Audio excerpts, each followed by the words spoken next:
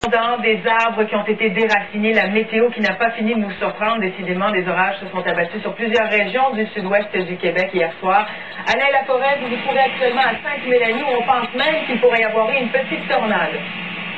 C'est en tout cas ce que les spécialistes d'Environnement Canada vont tenter de déterminer au cours des prochaines heures. Je vous montre en direct là, ce qu'on a pu constater au cours des dernières minutes. Vous voyez, c'est le paysage qu'on a régulièrement, là, des arbres qui sont tombés, de gros arbres, des pins, des épinettes, des chênes qui sont venus tomber sur les maisons. Il y a des équipes d'Hydro-Québec qui travaillent juste ici à côté. Charles va vous montrer les images. Il y a encore 1000 personnes qui sont privées d'électricité dans le secteur. Vous voyez, les fils sont coupés. Et il y a des granges également là, qui ont été soufflées par la force du vent. Il y a des chasseurs d'orage qui ont réussi à capter cette photographie que vous allez voir à l'instant. Là. Ça a toutes les apparences d'un cône. Alors, c'est vraiment, il y a possibilité qu'une mini-tornade, parce que hier, les gens d'Environnement Canada, lorsque l'orage a éclaté, on a eu de présence de gros grêlons et également, on a eu des vents, des micro-rafales qui ont atteint 120 km/h. Vous allez voir sur les images qu'on a captées il y a quelques minutes, là, de gros arbres. J'ai vu de gros pins, entre autres, là, tomber, des galeries arrachées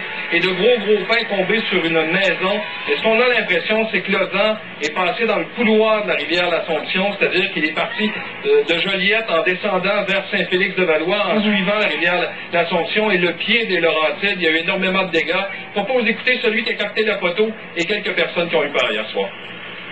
On l'a vu, on suivait l'orage, puis on a arrêté dans le champ juste prendre des photos comme ça, puis on a vu ça descendre direct devant nous autres.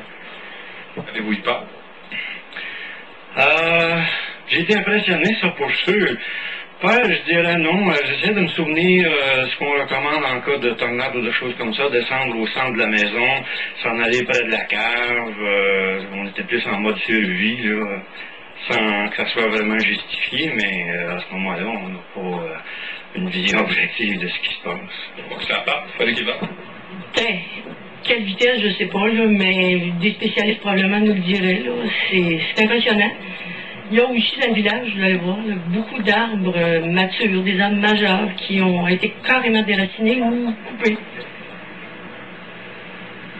La dame que vous venez d'entendre, Pascal, là, c'est la propriétaire de cette grange. Écoutez, c'est une grange qui date d'à peu près une quinzaine d'années, donc il a fallu que ça souffre très fort. Les spécialistes d'Environnement Canada vont venir cet après-midi justement pour constater s'il s'agissait de micro-rafales ou d'une mini-tornade. Merci beaucoup, Alain.